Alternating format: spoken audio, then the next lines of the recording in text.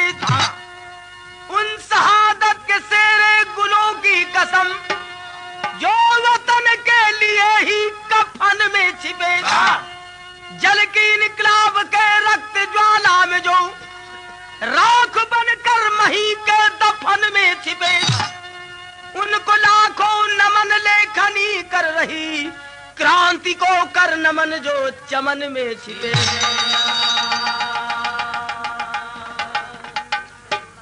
16 साल 18 साल 20 साल 22 साल के जवान झंडा लेके ललकार दिए, ऐलान कर दिए क्या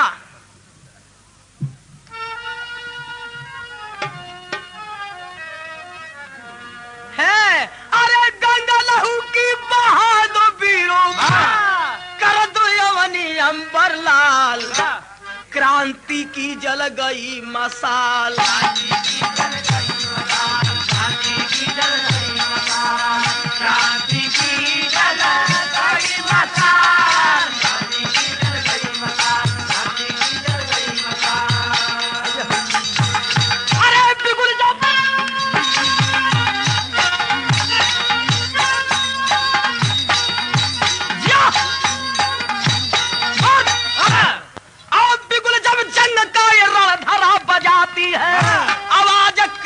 की कड़कड़ में लहर लाती है।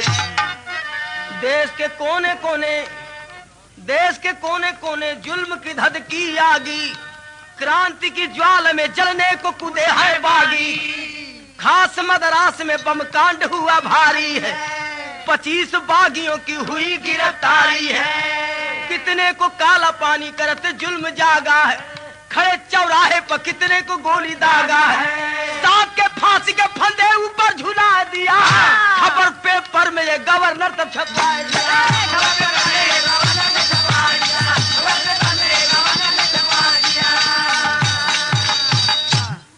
उस जमाने में मद्रास में 25 आदमी पकड़े जाते हैं। 25 में कुछ लोगों को काला पानी, कुछ लोगों खड़े चौराहे पर गोली दाग दी गई। 7 आदमी को पेड़ से झुला के अंग्रेज फांसी दे दिया।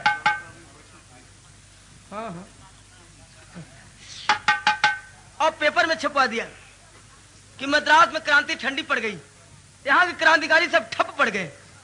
ये खबर छपी है जब अंग्रेजों का राज शांति सुरक्षित चल रहा है। जब वहां गवर्नर छपवाया पेपर में तो तर्जमा हुआ है भैया, कौन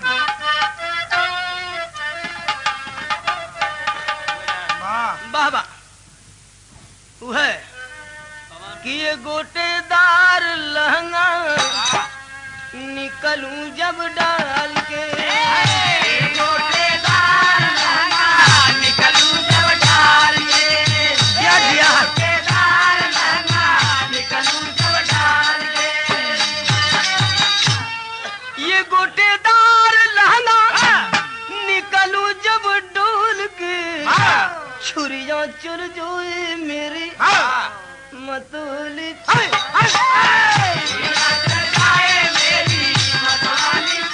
पर।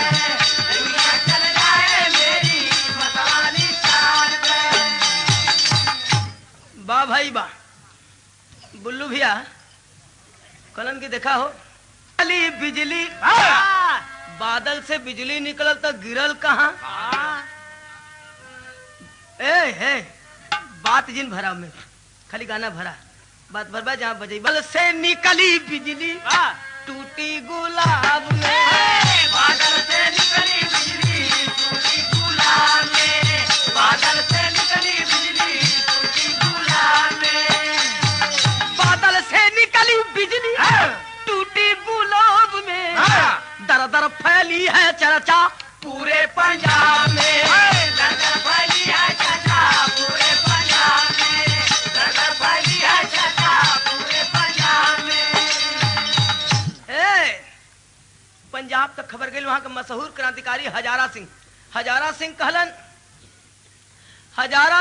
कह रहा भाई हम जियता ही और क्रांति ठंडी पड़ गई। नामी हजारा सिंह बोले उल्लास में, चल के जगा दू क्रांति फिर से मद्रास में, पट्टा पंजाबी निकला घर से पट्टा पंजाबी निकला घर से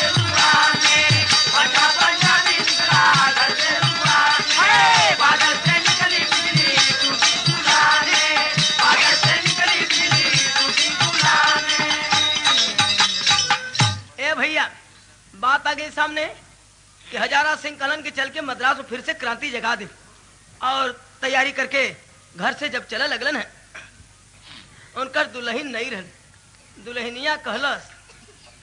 दुल्हनिया कहलस कि कहाँ तैयारी है? कहलन तनी मद्रास जाते तनी बाजार जाते। बहाना बनाओ लगल तनी बाजार जाते ही कह बाजार जाते तो एक चीज घटल ले आए। कहे का है का मंगले सो? अरे लाज शरम तज बोली रे दुल्हिया लाज शरम तज बोली रे दुल्हिया लाज शरम तज बोली रे दुल्हिया कि मोरे मांगी का सिंदूर पिया ले आया जरूर मांग भरने तो दो सजने तो दो। लाज शरम तज बोली रे दुल्हिया लाज शरम तज बोली रे दुल्हिया मोरे मांगी का सिंदूर पिया ले आया जरूर मांग भरने तो दो सजने तो दो। सिंदूर चाहिए। कहे सिंदूर तो एक बात बाकी बाजार से लौटब तो जरूर ले आई व न लौटब तो कोनो चिंता मत करिहा। दुल्हनिया समझ के हमारे प्रति क्रांतिकारी हो और कहीं खतरे काम पर जात बा ओके अंदाज लग गया उनके बाती से। कहते कहना हमार मान लिया है। कहे का तर्ज हो भोजपुरी वाह वाह वाह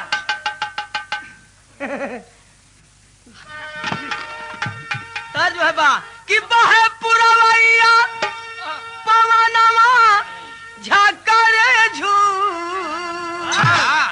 सैया जी का तोरल देहिया दारा दिया होले बड़ी जूर सैया जी का कूचल देहिया।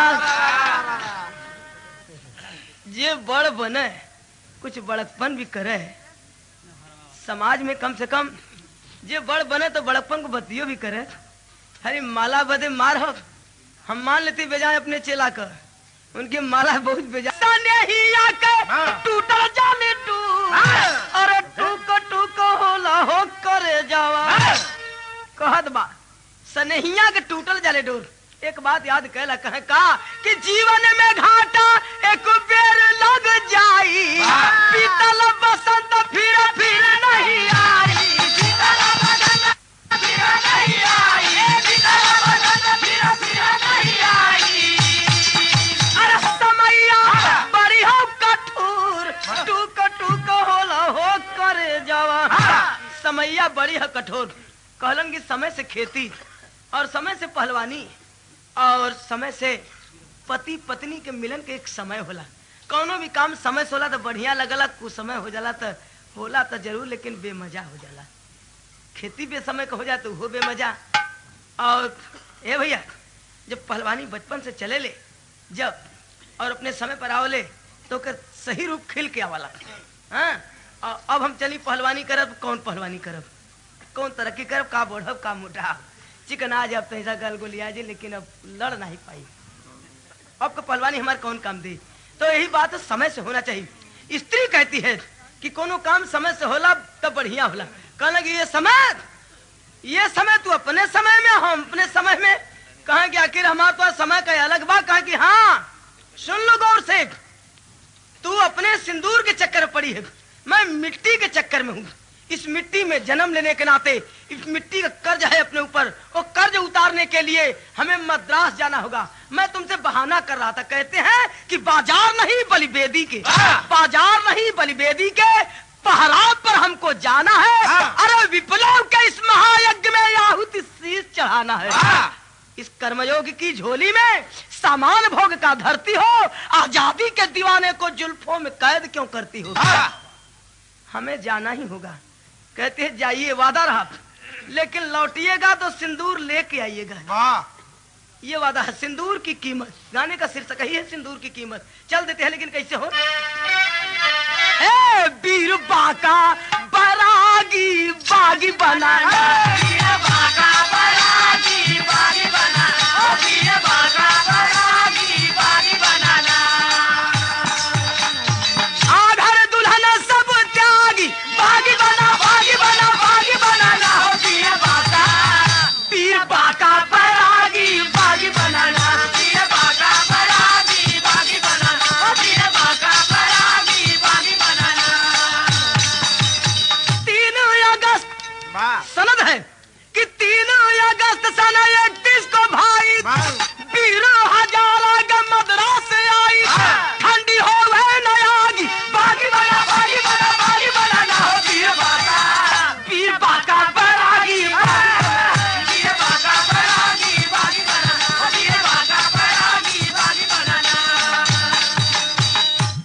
अगस्त सन 31 को हजारा सिंह मद्रास पहुंचते हैं और मद्रास पहुंच के कजरी नाम की एक लड़की, ये गनवा का फरमाइश भी सजवा के एक लड़का कोई पेपर कागज पर देगल है।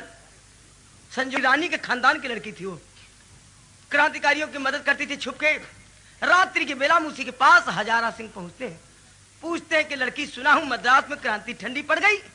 कहे पेपर में तो यही छपा है। कहे पेपर की खबर अपनी जगह और मेरा संदेश मद्रास की भारतवासी जनता में पहुंचा दे। कहवा दे लोगों से कि मुक्ति के लिए अनेकों साधन लोग करते हैं। मैं मुक्ति के साधन का एक संदेश लाया हूं कि घर में सोने से मुक्ति नहीं मिलेगी। मुक्ति कहां मिलेगी बतलाते हैं कि कहवा दे लोगन से, अरे क्रांति का ये पैगाम बांट दो, बलि के लहू कुंड में मिले मोक्ष का धाम। कहवा दे लोगन से कि आजादी के लड़ाई में लड़के जान गंवा के मुक्ति ले ले लोग।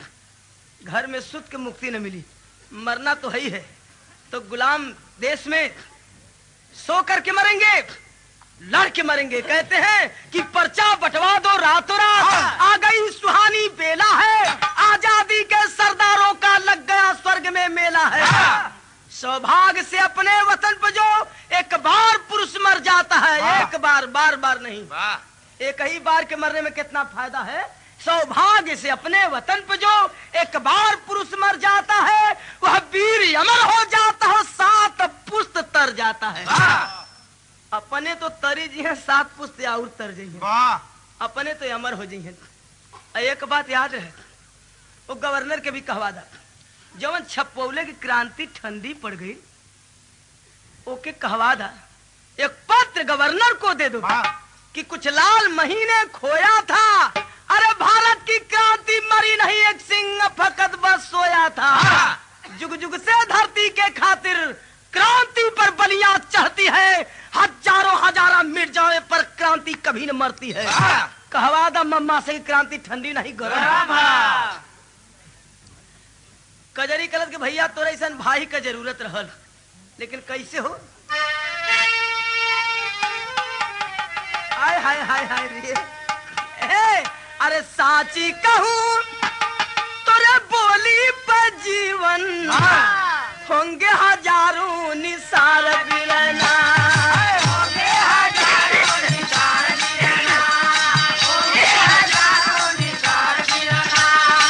साची कहूं तोरे बोली पर जीवन होंगे हजारों निसार बिरना, होंगे हजारों निसार बिरना। अरे बात के राखी चुमक कलाई, बात के राखी चुमक कलाई, बात के राखी चुमक कलाई, करबे मदद हम तोहार बिरना। ए भैया, कलाई में राखी बांध के हजारा सिंह को भाई मान लेती है और कहती है कि भैया एक काम करा, कहे का कि कल गवर्नर का यह भाषण, अरे खत्म करो जुर्मी का शासन।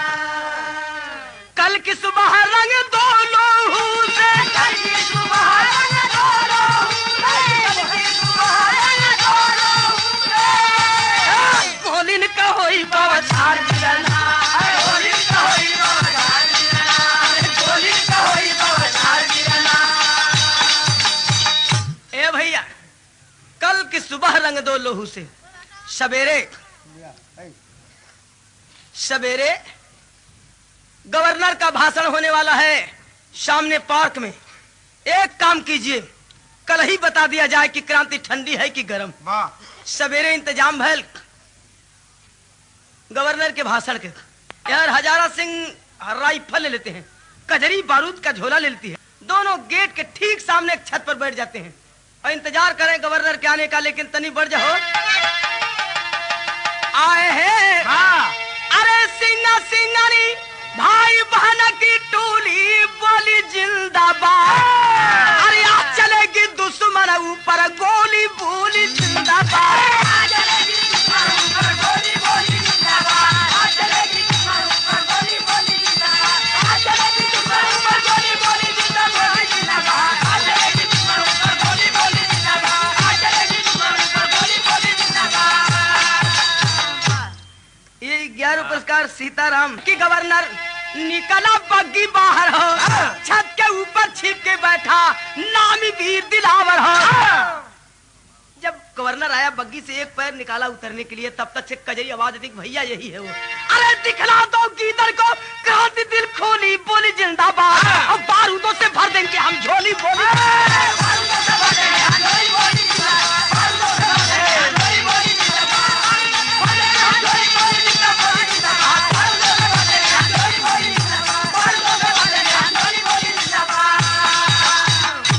जब गवर्नर एक पैर निकाला बग्गी से उतरने के लिए, अब तब तक से कजरी कहती कि भैया यही है वो जो छपाए क्रांति ठंडी पड़ गई।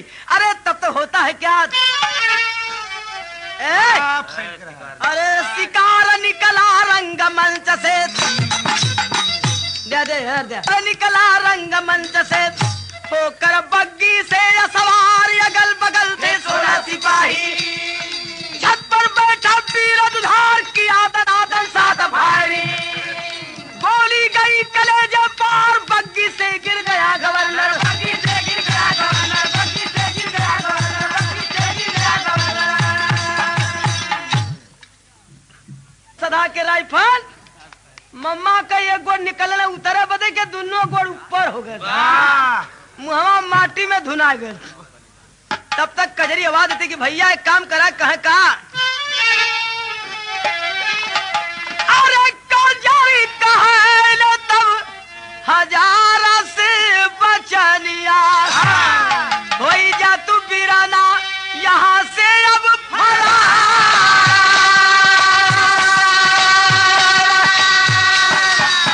अरे तब तक रोकती हूँ मैं गोरों को, आप भाग जाइए, मैं गोरों को रोकती हूँ। कहला हजारा सिंह बतिया विचार। अरे लड़की भागना सिखा रही मुझे, ए भैया तनी बदल दो। कैसे? हजारा सिंह कहते हैं कि बतिया है जवन कहीं के पुजारे, अब कर के निभावे है हो असल प्यार। अरे बात वही संसार में है जो कहे और पूरा कर दे, बड़ी मार्के का बात है। 1000 बात कहे पूरा एक को न हो, वो बात कोनो अर्थ है नहीं बा। एक बात कह के पूरा कर दे वह बात है संसार में। अब प्रेम करना बड़ा सहज है, निभाना बड़ा कठिन है। तो रात के राखी बनलू, अब यहाँ ने तोड़े कहत हो, तो भाई बहन का कैसे तोड़ दे नतवा। कजरी कहले सम मत कर बेकार। अच्छा भैया कैसन गावत बजावत जल्दी जल्दी में हजारा सिंह बतिया विचार कि भाई बहन का कैसे तोड़ दे नतवा। कजरी कहले सम मत कर बेकार, और जाई के जगावा क्रांति देशवासी रहना में। इतना कहा था कूदी छत से ललकार। आए है लड़की सोच गई कि ये भी मर जाएगा मैं भी मर जाऊंगी, ये जाएगा नहीं बड़ा जिद्दी है, अब मर जाएगा ये भी मैं भी मर जाऊंगी। घेरे में पड़ करके ए भैया एक बात है कि अगर हम मर जाए तब नाता टूट जाए, अकेल हो जाए तो भाग जाए, और भाग जाए तो बचल रही तो देश का सेवा करी। ये लिए ए भैया लड़की बारूद का झोला लेके छत से कूद पड़ती है, बारूद फटा, लेकिन प्रेम इतना जल्दी नहीं टूटता है। आज मनवा न मानल हजारा सिंह सोचे, अरे बहिनी का कर दे अंतिम संस्कार। जाई के उठावा लगल कजरी का लसिया, ढेरी के सिपाही करी लेहला गिरफ्तार।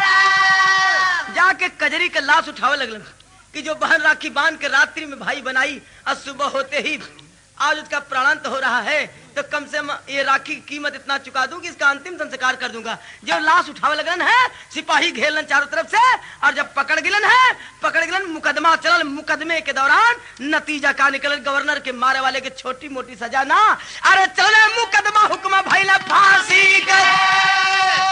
जेलर पूछा अंतिम इच्छा बोलो सरदार। जेलर पूछा कि ओ पंजाबी जवान तुम्हें फांसी का हुक्म हुआ है, मरने से पहले कुछ चाहिए तो मांग लेना। कोई ख्वाहिश है? कहे कि मेरी ख्वाहिश पूरी कर सकते हैं। कहे जिंदगी मत मांगना और चाहे जो कुछ मांग लो। कहे जिंदगी नहीं चाहिए, मौत की सजा तुमने दिया है तो मौत ही चाहिए, लेकिन कैसी मौत चाहिए कि हंसले खा खा के तब हजारा सिंह बोले। एक बार हंसे जोर से और कहते हैं कि जनता के बीच होवे फांसी हमारा। मेरी फांसी मद्रास की पब्लिक के सामने होना चाहिए। लोग हमें मरते देखा, यही मेरी इच्छा है। और हो सके तो मेरी दुल्हन को बुलावा दो, मरने से पहले मिलूंगा एक बार। और पाई के खबर यहाँ जा रहा का दुल्हनिया, फांसिया के दिन पहुंची जिला मझार।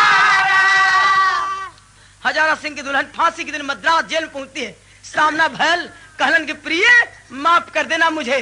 कहे किस बात की माफी? अरे कहे मटिया का कर्जा चुका रहू न पवली, किस सनहुरा का तोहरे होई गईली कर्जदार।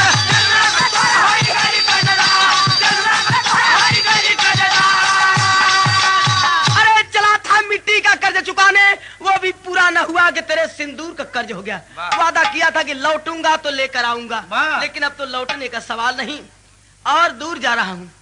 कहती है जा रहे हैं तो गमले के मत जाइए, इत्मीनान कर लीजिए, विश्वास कर लीजिए अपने दिल में, जो सिंदूर आपने दिया है वो सिंदूर बिरले औरतों को मिलता है। अपने सिंदूर की कीमत बतलाती है। कहती है क्या? अरे सिंदूरा का हमारा भाई कीरती चमके फांसी के सिंहासन पर पिया के मूर्ति।